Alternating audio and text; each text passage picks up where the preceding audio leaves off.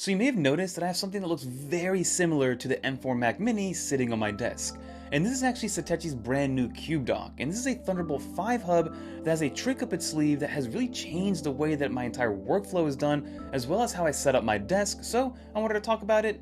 Let's get right into it and see if this thing is worth it. But now before we continue, if you guys do enjoy videos like this one where we give you some reviews on Apple related products, consider subscribing to the channel and help us get to 1 million subscribers by the end of the year. So even though I still love my iPad Pro and it's still a staple in my workflow, I've been slowly but surely migrating a lot of my workflow over to the M5 MacBook Pro that I've been using for the last few months, which is what's powering the desk setup behind me. And in that transition, I've been playing with a bunch of different Thunderbolt 5 docks, Thunderbolt 4 docks, to see exactly what would be the best case scenario for my workflow. And over the last couple weeks, I've been using Satechi's brand new CubeDock, which is a Thunderbolt 5 hub like I mentioned, and I think I found the one that's going to stick for the foreseeable future. So let's start off with the design of this thing, because it's going to look very familiar if you are in the Apple ecosystem. I mean, it looks identical to an M4 Mac Mini. It is a 5x5x2 box, which is, again, the same as the Mac Mini. It's made out of aluminum, fits the Apple aesthetic, has a couple vents and fans in there to make sure that you have enough air dissipation that goes through it, because it will be powering a lot of your entire desk setup, which is exactly what it's doing for me.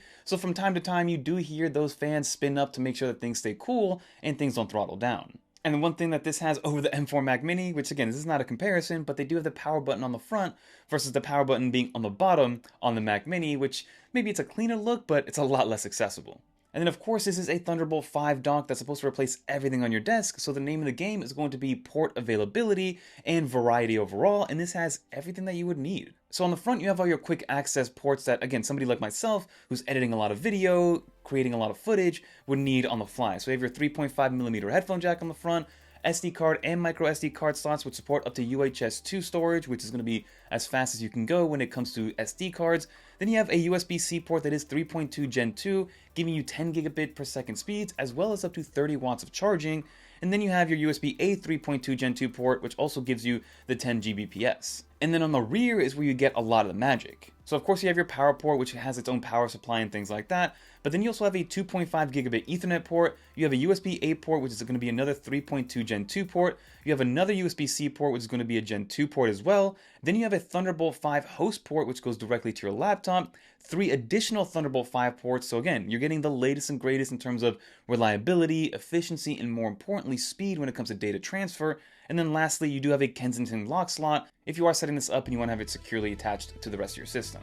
So the fact that this is going to be a Thunderbolt 5 port means that you're getting the fastest 120 Gbps bandwidth when it comes to data transfer speeds, which is going to be great if you are using a lot of external SSDs like I am. Like I constantly have my T9 Shield SSD, my Lexar SL500, I have an SD card put in there at all times, I have a micro SD card put in at all times, and I'm usually charging something. And then of course it's plugged into my main computer, so it's doing a lot of power when it comes to moving data in a real-time speed. And then speaking of the charging, this does support the full 140 watt fast charging if you are using a 16-inch MacBook Pro. I'm using the 14-inch one, so 140 watts is more than enough to charge that thing up and make sure that it's charged whenever I remove it when it comes to the single cable solution. And then you did see that it has 3 additional Thunderbolt 5 ports on the rear of it, meaning that you can connect pretty much anything, whether it is data connectivity or more importantly, video out, which is exactly how I have this set up with my single cable solution. So again, depending on which kind of laptop you have or which Mac you have and which M series chip, it's going to vary on the amount of displays you can have, but this supports pretty much everything that you can throw at it. So it supports up to one 8K display at 144 Hz, or you can have dual 8K displays at 120 Hz. You can have triple 8K displays on 60 Hz for Windows computers. So again, for the Mac side, that doesn't really matter too much. But then on the Mac side, you can have dual 6K on base Apple Silicon. And then if you have an M5 Pro or an M5 Max powered Mac, you can support up to 3 displays through the setup. Again, you can see that I personally only have a 1 display, but it's a 40-inch 5K display that's being run through that Thunderbolt 5 dock or the CubeDock that's being powered again by my M5 MacBook Pro. And then the secret sauce to this CubeDock is that you can actually put in your own NVMe storage, because on the bottom of it, it has an NVMe storage slot and it can go up to 8 terabytes. I have a 4 terabyte NVMe that's put in there, which again has helped in my entire workflow, and that's what kind of sets this apart from the rest of the competition. I love CalDigit products, I also love Ivanki products, and I've used those in the past, but this one, the fact that I can have my own built-in storage that's going to be sitting at home, has been a game changer for the way that I have my workflow set up. Because this is an M.2 NVMe slot and I have that 4TB that supports up to the 6000 megabyte speeds, the fact that I can work off of this SSD has been amazing in my workflow. And the way that I have it set up is when I am using Final Cut Pro, I have all of my assets that I'm currently using, a lot of B-roll shots that I'm using, and all that lives on that NVMe SSD. So that way I'm able to quickly access it whenever I am plugged in to the CubeDock via my MacBook Pro, and I can access it at the fastest speeds possible. Yes, you can do this with your SSDs. Again, the T9 Shield supports up to 2000 up and down, same with my SL500, and you have some other SSDs which are now getting a little bit faster read or write speeds, but nothing is going to beat the read and write speeds of having an NVMe slot and being able to power that up through Thunderbolt 5. Because you have the Thunderbolt 5, which enables that 120 Gbps transfer speeds, and then you move over to the 6000 read and write speeds from a megabytes perspective on that M.2 NVMe slot, and it's an absolute game changer, making everything pretty much instant as if it's all built inside of the computer, and that's been amazing overall for what I'm doing day to day. And of course, there's more that you can do with this. I've been housing a lot of my files and a lot of my footage on there, so it never really goes away.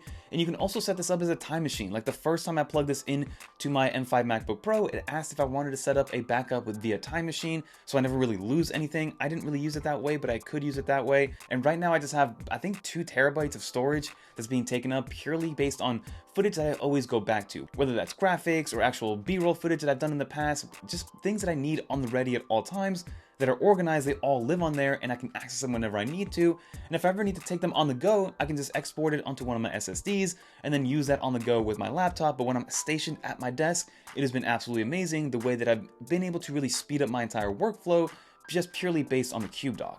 So now, is there anything missing from this thing? In terms of port selection, now there is no dedicated HDMI or DisplayPort. I would argue that this is fine because you can just get Thunderbolt 5 dongles or Thunderbolt 4 dongles to kind of use that and access that in the same way. Some people like it when it is built in, but again, for me, I don't really need that. I don't use DisplayPort, I don't use HDMI. I use Thunderbolt to power all my audio and video out into my actual displays and things like that. But if you do need a DisplayPort or an HDMI, you can just get yourself a dongle. Second thing is that this does have a built-in fan. So if you want pure quiet and you want a fanless kind of experience, this isn't going to be for you, but I do recommend that having this fan has been great in terms of not having it throttle down speeds when I am really pushing it to its 10th degree. And then of course you do have the price. Now other competitors in this price point are kind of also similarly priced. I believe this one is $330 or $340 right now on Amazon. And again, you can see other ones that are in the $450 to $500 price point depending on what you need.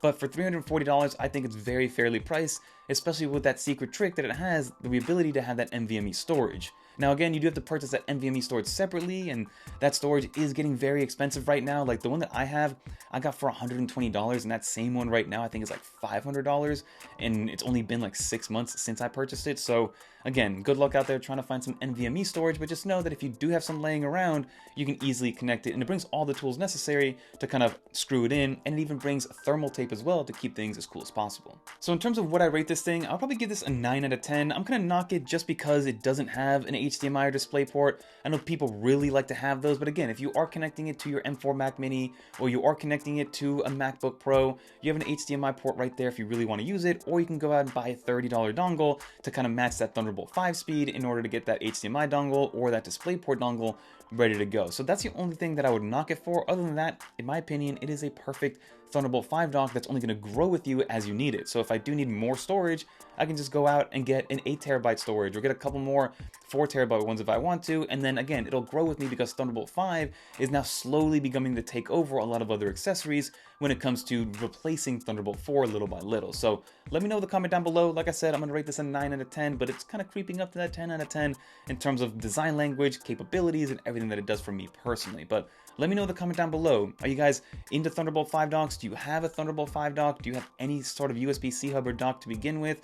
I know that people really love CalDigit, and so do I, but it's always good to see more competition out there so we have more optionality at the end of the day. Let me know in the comment down below what you think. If you guys did make it to the end, leave a little dolphin. I will leave a link down in the description for the cheapest price point that I see right now on Amazon. And if you guys want to watch more videos like this one, definitely check out one of these videos right here. Until next time, I'm Fernando. Peace, everyone.